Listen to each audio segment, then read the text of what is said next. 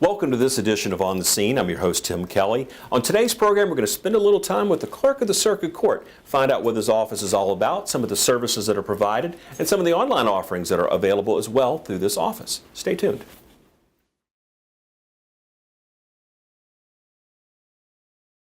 Welcome back to On the Scene. Again, we're coming to you from the courthouse facility, and a very special guest with us today, Randy Carter. He's Clerk of the Circuit Court, has held the position since 2004. So Randy, again, thank you for hosting us and letting us come here to talk shop with you a little bit. Well, thank you for having me. Yes, sir. Well, again, as we said, you've been Clerk of the Circuit Court here in Suffolk since '04. So talk a little bit about your professional history and how you came to be in that position. Well, I graduated from Virginia Tech and then went to law school at Campbell University, and upon completing that and passing the bar, I went into private practice for 5 years, and then after that I was Assistant Commonwealth's Attorney, Deputy Commonwealth's Attorney for 17 years here in Suffolk. In 2003, my predecessor, Mr. Murden, decided he was going to retire, and I thought this would be a good move for me to come over to this office, and I was fortunate enough that the citizens of Suffolk chose to let me come to this office. Mm-hmm. And again, your particular office, you hold term for 8 years, is that correct? That's correct. So again, your next election cycle would come about when? 2019. 19, all right. So we're sitting here in 2018, January, and again, those folks who maybe have come by your office before, utilize the services, and you offer a wide variety of opportunities to tap into different things here, and maybe those who haven't come by before, how would you summarize what the Clerk of the Circuit Court's office does in sort of a general sense, and then we could break it down a little bit? We touch many aspects of a person's life. For example, your land records. Your home is probably the greatest asset that you have. We maintain those records. Right. If you want to get married, you come down here and get a marriage license. You want to become a notary public, you come down here. You want to get a passport, you come down here. You want to get a concealed weapon permit, you come down here. If you have to qualify on someone's estate, whether they're incapacitated or deceased, you have to come to this office first. So we cover you, maybe not for birth, but pretty well. Darn near, right? Darn near. Gotcha. Well, what would you say is perhaps the most utilized service or opportunity to tap into records or information that you have through your office? What do you see the most frequent thing that people come to your office for? They're looking for copies of the land records. Right. They're trying to determine, what the ownership history of their property is, and maybe get a description of the property, or if there's a mat, or we call them plats, but think of it as a map. Right. And want to get a copy of that, so they will oftentimes come for that. They may come for estate things. Remember I talked about qualifying on estates, so maybe something they get a copy of a will or some other document relating to that, or a copy of their marriage license. Right. That could be another. Got it. Now, what would you suggest to someone who maybe is looking to come to your office to, again, get some information or look at that plat or that map, as we discussed, to bring with them? What are some things that people should kind of have with them that kind of helps your staff and them kind of better communicate so we can get to the end result? If they have a tax bill that you get for your real property, there's a 9-digit tax account number. Right. We index properties as one of the methods of indexing. We use that 9-digit account number. Right. If you have the old deed, that's even better. Sure. Or if you know who you got it from, who you purchased the property from, that's or who used to own the property. That's another way that we can sort of get back to what you're looking for. We index land records in a number of different ways: street address, name, of course, description, parcel ID, the 9-digit tax account. So the things like that. Okay. But again, that account number probably, and we see that pop up with other city offices as well, that they really utilize that. I mean, it's sort of a key point there, right? I think that's one of the wisest things the city does, that we have a common account number that goes across many different, I'll call them platforms. The Planning and Zoning, the Treasurer's Office, Commissioner of Revenue's Office, and I'm sure there's some other ones out there as well. Assessor's Office. The Assessor's Office that I haven't mentioned. Sure. So that it makes it very easy to sort of cross-reference things, so you're not trying to use two different sets of terminology or enumeration to try to get where you're at.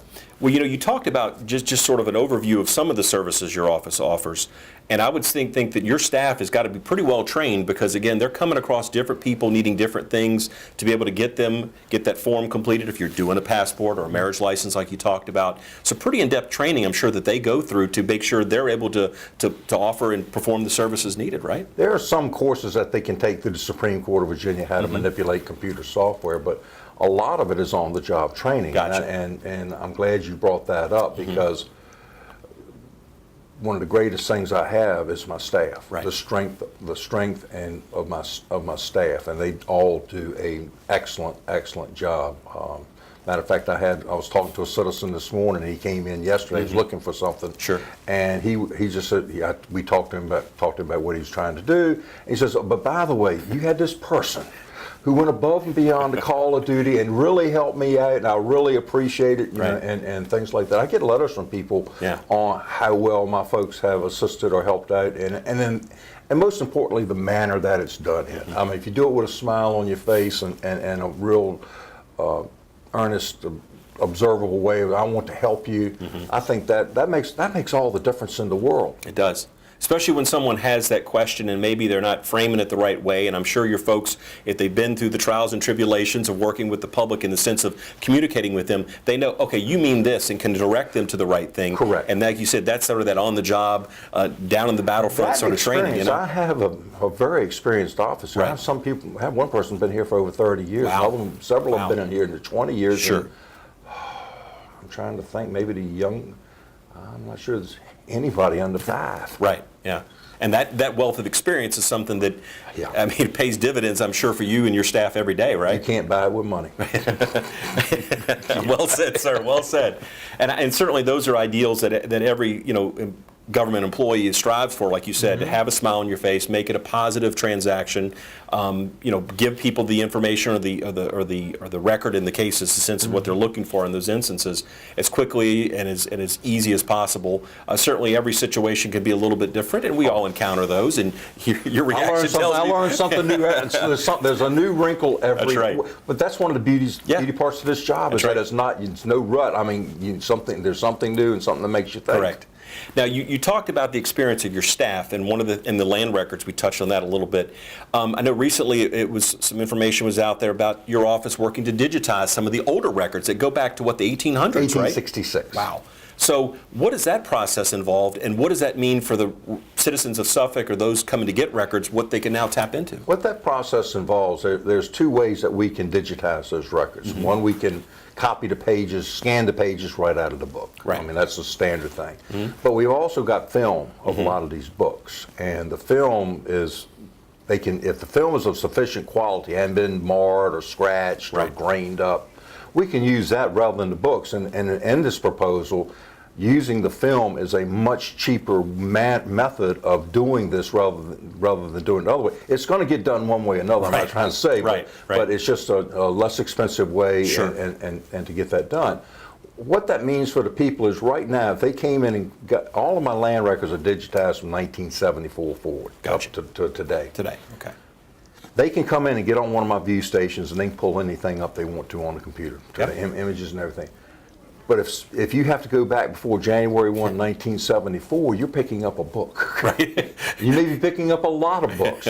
And I will tell you, if you want to get a good workout, come down here and lift several of these books because they're heavy. Right. But with this, they'll be able to get on that same computer and go all the way back to 1866. And this is for what I call Old Nansemond County and the old city of Suffolk. So it will encompass everything. Gotcha. Now, what kind of condition are some of those older records in? Because you're almost like a pseudo museum or kind of keeper of those old documents. We are. We are. And it's a good question. We are in the process, and it's very incremental, is that we apply for and get grants from the Library of Virginia every year, and we have a service provider who will come in and look and say, this book needs it worse, this book needs it. We try to prioritize what's the worst to get it done. Yes. And we will get those things. They will take the books and they will clean them up, paste them back together, get the tape marks on them, the whole 9 yards. and bring back a nicely bound book. I mean, Wow. back now, because recently City Council authorized cities to spend, I think, up to $25,000 on the land books. They're going to use the same Got it. service provider we did. And Understand. tell you, if you want to, or we have time, I can show you one of the books. I Sure. mean, it's absolutely stunning how good it is.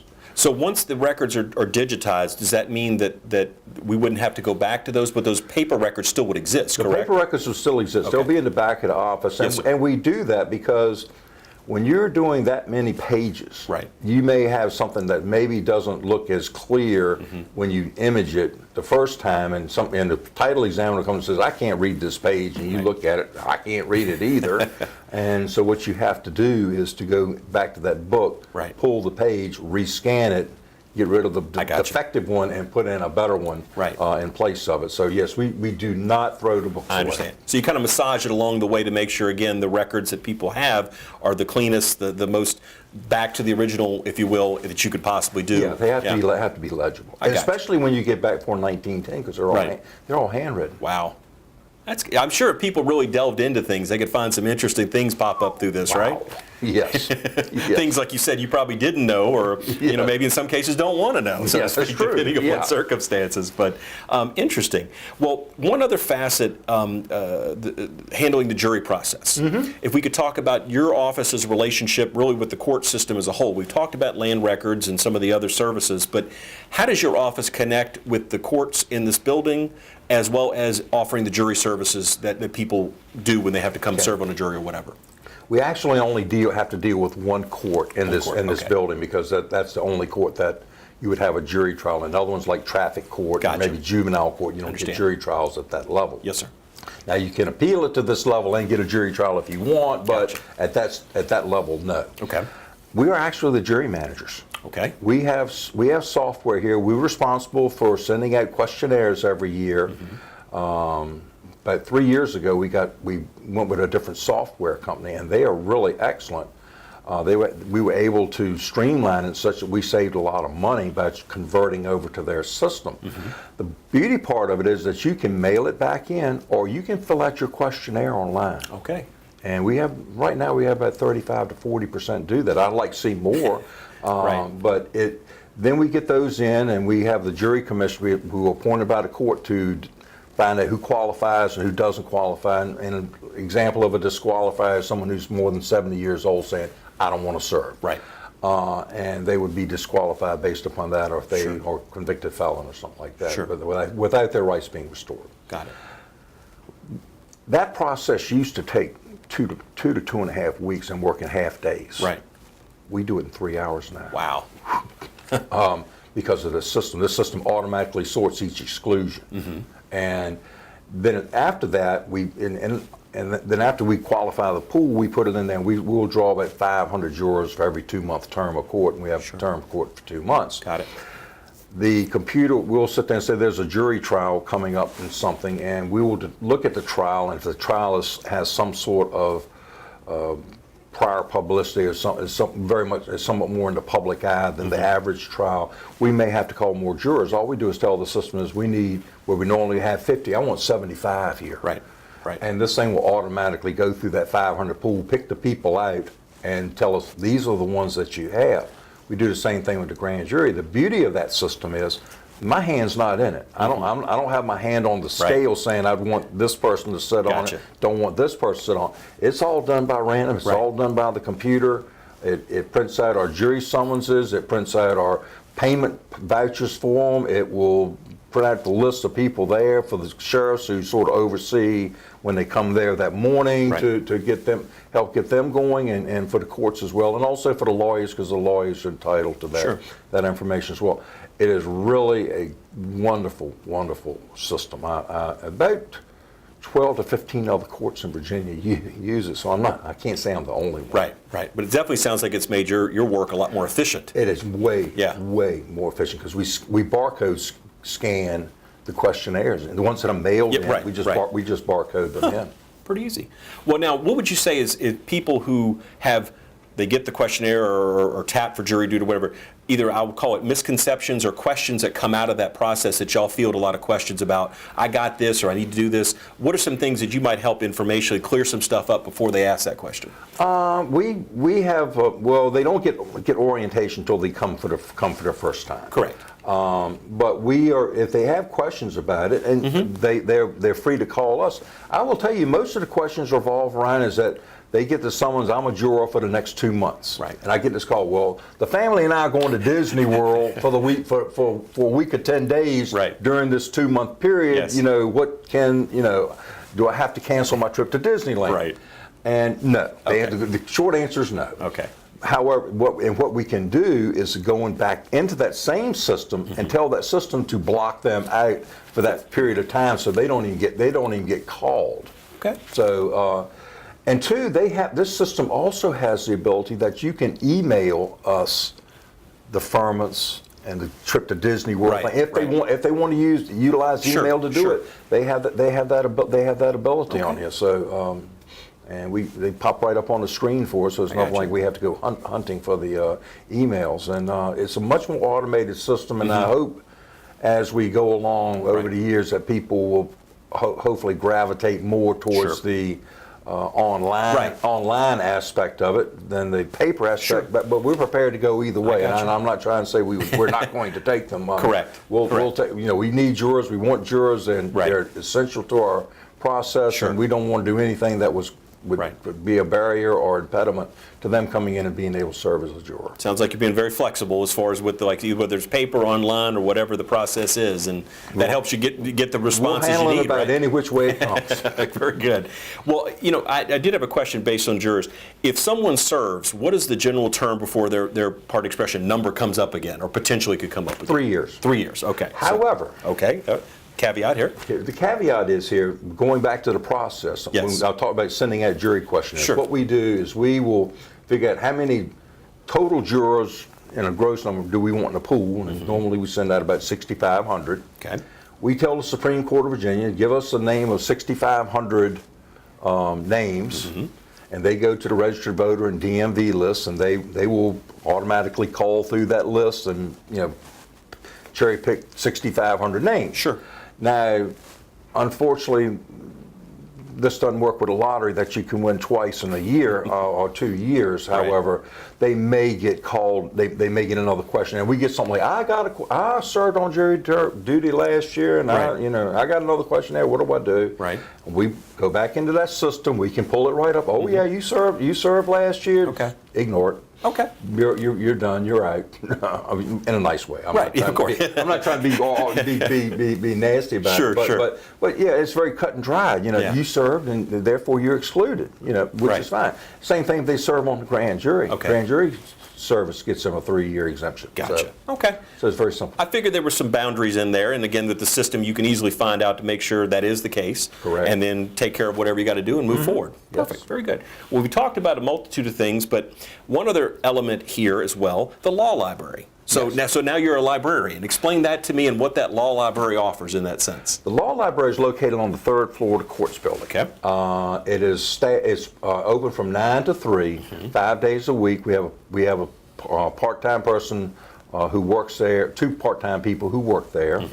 One of the big misconceptions about law libraries is they're for lawyers and judges only. Right. And yes, there are a lot of books in there and databases and whatnot. And that's another area where you see more online. Yes. See computers versus paper and bound books. But that's only a part of it. We have a section in there for the general public who want to come in and ask questions and looking up stuff. I mean, we have a program, a link on the computer where they need to get a divorce, and they can go on there and fill out all the paperwork, print it out. They have their divorce ready. Got it. Another one, we have several sets of books. One of them is called NOLO, N-O-L-O. And this deals like creditors' rights, landlord rights, tenant rights, all different myriad of subjects. But it's written for the layperson. Oh. And they can go through that. They studiously avoid the legalese. Gotcha. And that's an area that we think is a very good thing. And those people that work up there are familiar with it, and they Right. can help people find, direct them to the to what they need. Right. One of the biggest pitfalls we have, and that is true in this office, is true in the law libraries, we cannot give legal advice. I'm going to ask you that, yeah. And people come and says, well, what should I do? I can't tell you what to do. I can give you the forms. I can right. help you fill out the forms, and do this, but I can't tell you who to serve with this. What do you need to file this form or that form? That's actually engaging in the practice of law, which we cannot do. Right. And that's probably, I would say, the number one item of frustration of people that come in here is because, why won't you tell me? Right. Are you trying to hide something? And Right. we can't give you legal advice. Sure. And I can understand it. I mean, it's a very understandable Right. reaction on their part. Of course. But if we go tell them something wrong, Right. then they're going to come into court and say, well, the clerk told me to That's do right, this, yeah. and I'm probably going to get a call from the judge saying, don't give legal advice That's on right. this. Don't Yeah. do this. And so we have to studiously avoid that. Right. But that is something that people don't. Understand. They will get frustrated and upset about. You kind of get pulled into the guilt by association because you have the information. Oh, I got the information, and right, the people would, and I would say my people know the right answer. Correct. Right. and it's not like they're not aware of what the Sure, answer of is, course. but they say, but to tell them is, well, you can do this, you can do that, Right. you can do, Right. give them all the permutations and combinations. Sure. But you're practicing law. Got to stay in your lane, right? Gotta stay in my lane. Yeah, I got you. Okay. Well, we have like a minute or so left in the program, and I just want to first up thank you again for your time today. Thank you. And certainly would encourage the public, if you have a question, what's the general number to call for your office? 514-7800. Again, a great way to tap in there, and again, utilize the resources here, the staff, and again, with the wealth of information and the customer service, the great level of customer service that this office is known for and continues to put out there. So again, they're known for that. But I just want to again thank you for your time. If I could your bring up staff. one other Yes, thing. sir, please do. Yes. As part of the phone number and whatnot, Yes. we do have a page on the city website, right. and part of that is links. And if you go to that link page, a Right. lot of what I talked about today is on that you can click on to and either get forms or more information Right. on things. And so I would encourage people to utilize that method as well, because it's very well done, and, Right. and I think it. Hopefully they have a computer at home or Right. go to the library. They can Sure. navigate their way to that and may hopefully get the services and what they need. We're always here to help them out. Right. I've walked people through that website. I've walked people through that website, Yes, several sir. other websites. Yes, over sir. the phone. You go here, go there. Right. But that's what we're here for. We're Yeah. here to serve the public That's right. and make sure that they get the best possible service. I previously said we're in the customer service business here. Yes. And I think, as you said, if you use the website, it's a great way to empower people to kind of do some of their own research in that and then follow through in the process. And again, the website's open 24/7. Absolutely. Or at least it should be. I will say that. It's free. Yeah, that's right. So again, great resources there. And again, thanks to you and your staff for everything Thank you you. do for the citizens of Suffolk to offer those services and the wealth of information that you provide. Thank you for the opportunity. Thank you, sir. That would do it for this edition of On the Scene. I'm your host, Tim Kelly. We will see you next time.